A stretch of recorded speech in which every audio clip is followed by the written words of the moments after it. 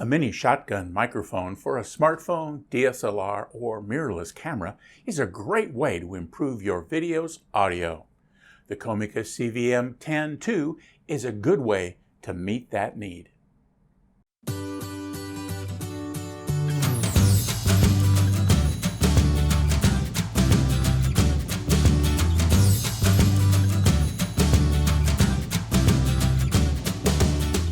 I've reviewed several mini shotgun mics on this channel, and I always start out with a brief overview of why you might want to use one of these little mics as opposed to some other solution. Since some of you are new to this, let me do that again. Skip forward if you're already knowledgeable about the whys of these little audio tools. The primary reason to use a mini shotgun mic on your camera is to isolate your mic from the camera's own sounds and to employ a better quality microphone than the little pinhole mic that's on many cameras. DSLR cameras and others with motorized autofocus lenses produce a buzz while focusing that your camera's mic will likely pick up.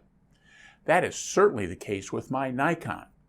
Mounting a mic on the hot shoe adapter on the top of the camera provides enough isolation that the motor noise is not picked up. As to the second point, even an inexpensive mini shotgun mic is likely to have better quality and have better sound gathering capabilities than your camera's pinhole mic. Even with my Sony Handycam that has a large quality mic built in, I find the sound pickup pattern of a mini shotgun mic does better at reducing sounds from behind me than the omnidirectional mic on the camera. Mini shotgun mics are very good when gathering ambient sounds such as the sounds of a crowd at a sporting event while providing some additional pickup punch to the front of the mic. These mics are also good when recording dialogue without the complications of adding wired or wireless mics to the mix. There is a caveat to this, however. The mic needs to be pretty close to the speaker. I mean pretty close, as in 18 to 24 inches. When the mic is further than that, ambient sounds can cause the speaker's words to sound distant or lost in the background. Dialogue at a distance requires a different set of tools. You may have noticed that this is referred to as the VM10-2 mic. I've also reviewed the VM10 mic, and there are just a couple of differences. First, the Comica VS08 smartphone mic, the VM10 and the VM10-2 have what appear to be the identical microphones with the same specifications. The primary difference in these packages are the mounting systems. The VS08 has a built-in 3.5mm plug to plug into the smartphone directly. The VM10 and VM10-2 both have wires that connect the mic to the camera or smartphone. Second, the VM10 and VM10-2 use different mic isolation mounts. The VM10 uses a lyre mount and the VM10-2 uses kind of a sideways V mount for support. This mount makes it a miniature version of Comica's V30 Pro shotgun without the V30's onboard power. The other difference is the VM10 came with a neoprene case that gave it some protection. The VM10-2 doesn't come with any case or bag. The upside to cases is they provide some protection to the mic and keep the pieces together in your kit bag. The downside to cases is that they can take a lot of extra room, especially if everything you carry has its own case. For me, a better solution is going to be to lay out my various small mics and find an Amazon Basics case that will fit several of my mics at the same time. That will provide me protection while not filling up my bag with several small cases and trying to remember what's in what case. The other thing I like about the new isolation mount is that it's narrow so that the mic and mount can be stored together while connected. I was always worried that I'd break the lyre mount on the VM10 when prying it off the mic once mounted. In fact, the VM10-2 mic comes with the mount attached, though it's removable. So let's take the mic out and use it on a couple of cameras and in a couple of different situations to see how it sounds. I won't make any changes to the audio track so you can hear the mic for yourself. I'll also use manual sound settings on the cameras to try to get a reasonable sound level during recording. On my cameras, the auto settings always seem to be too hot. So in this recording, I'm using my Nikon D5300, and I'm outside so that we don't complicate things by having, a room hardness to contend with in terms of the sound. In this particular case, I've got the VM10 number 2 mounted to the top of the D5300, and I'm standing about 18 to 24 inches from the camera using a 35mm crop sensor lens. So I pretty much fill up the camera's frame. So now let me step back while I'm just kind of jabbering a little bit so you can see how the sound changes with a mini shotgun mic as you get away from the person who's speaking. So now I'm going to be stepping back about 3 feet. I'm moving back now about 6 feet. I've had the camera at an angle. I'm starting to get lower in the picture. I'm at about 8 feet. Now I'm at about 10 feet, so I'm about where you should be noticing a difference in the sound here at this distance. And I'm right here, and come back just a little bit further, probably about 12 to 15 feet right now. So that's kind of the sound difference, and you may be able to hear it as I reapproach the camera. This again is a Nikon DSLR, and by putting the microphone on this kind of camera, you minimize the risk if it's an autofocus lens of picking up the sound of the autofocus motors. So in this case, I'm using my Sony FDR AX5300 Handycam. I use that for a lot of my shootings for video, since it's a video camera. And again, I'm about 18 to 24 inches from the microphone. This has got a bit of a wider lens so that I'm not filling up the lens to the extent that I was on the 35mm that I was using on the DSLR. It's just here in the morning. It's everything's pretty much on auto on the camera except for the sound that I have mounted kind of midway, and I can see on the screen facing me that the little sound indicators are showing that it ought not to be over boosting at this setting. So again, let me step back and keep talking to you and get a sense for how the audio sounds as you step back. I'm back here at about 10 feet, stepping back a little further, about 12 feet now.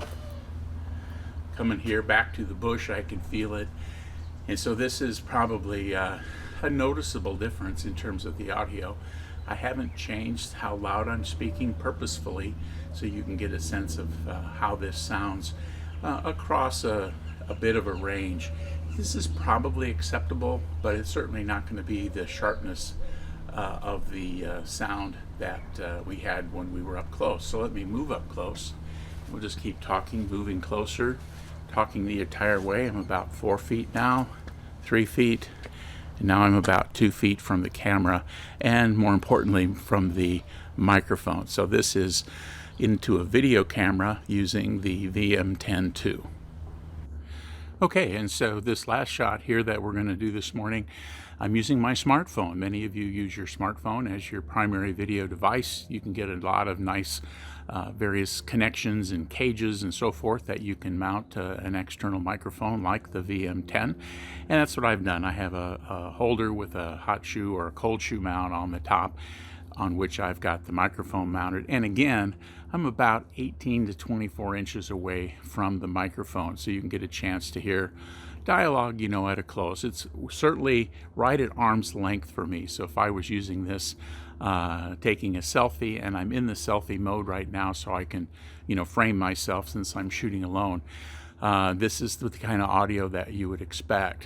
And so the other thing is, if you flip the cameras to the front, you keep the microphone pointed at you and then kind of narrate what it was that you were doing without having to switch around. So I've got the other cable on, the cable with the gray end that goes into a smartphone, since it has different connectors in the smartphone. Smartphone's got TRRS connectors, so you want to make sure you use the correct cable.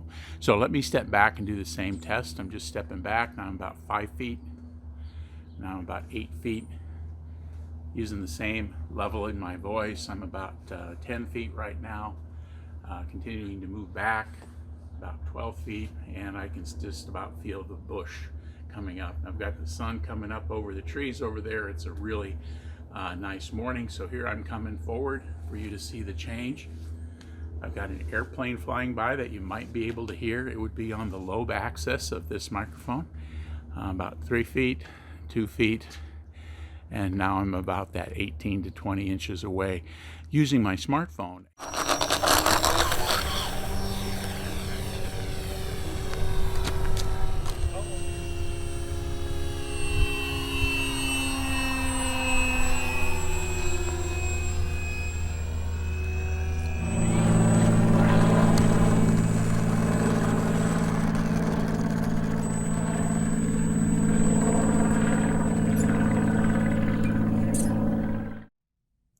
As you heard, the various cameras did produce slightly different volumes with the CVM VM 10.2 mic attached.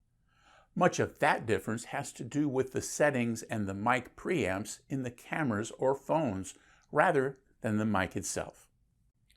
Personally, I thought the mic's pickup pattern and dialogue up to 15 feet distance, as demonstrated in the videos, was pretty good, albeit the morning was fairly quiet. In one test, I mentioned an airplane flying by. It was behind the mic and it was barely audible in the recording, which demonstrates the lack of behind the mic sensitivity, which for me anyway, is very good. I'm not a big fan of stuff behind me getting into my audio tracks. So, as with the earlier version of the VM10, this little shotgun mic from Comica is a sturdy metal case mic with good sensitivities and good sound quality. If you're new to this whole microphone thing, I'm including a brief tutorial on what mic to choose for the type of recording you're planning to do. I've added this to the end of a couple of my mic reviews, so you may have seen it. If not, and you're a bit confused about what mic to use, the following video snippet will be worth your time. Hey, if you found this video to be helpful, please click on the thumbs up button below the video and subscribe to the Gadget Talk channel. Click on the bell icon to be notified when I post new videos. Thanks for watching. So now let's do a quick microphone selection overview for those of you who are a bit new to some of this. As mentioned earlier, using an external microphone is one of the easiest ways to improve the quality of your video's audio. The type you choose depends a lot on what kinds of video you shoot. Let's take a quick look at your primary options. First is a wired microphone connected to your smartphone or camera. The big decision here is how long a wire you want to get. There are mics out there that have wires from about 3 feet up to 20 feet. Regardless of the length, the wired option limits how far you can get from the camera, however. That may or may not be a big deal, depending on what you plan to shoot. The second choice is using what's often called a mini shotgun mic. These mics plug into the smartphone or camera's 3.5mm socket. Shotgun mics work pretty well for dialogue if the speaker is less than about 2 to 3 feet from the microphone. They also work well when capturing the ambient noise of the setting, such as crowd noise at an athletic event. However, when spoken dialogue is desired at a distance beyond 3 feet, the ambient sounds the mic picks up can make the dialogue sound distant or muddy. I use a Comica CVM VM and a CVM VM mini shotgun mic to record activities at my radio-controlled model airplane airport. Depending on whether I'm using a smartphone or a camera, they're great at picking up the sound of the airplanes flying by. Your third choice is using a wireless microphone that gives you the advantage of a wired mic located near your mouth to capture clear dialogue while being able to move around without being limited by a cord. With these mics, the cord is a radio signal, not a hard wire. The downside to many wireless microphones is cost. Good ones can easily cost more than $400. My experience with the Comica mics is that they are a quality product offered at a very reasonable price. With the CVM WS60, having two mics connected to the same receiver allows you to do interviews or have discussions with a partner without having a bunch of extra equipment to move around.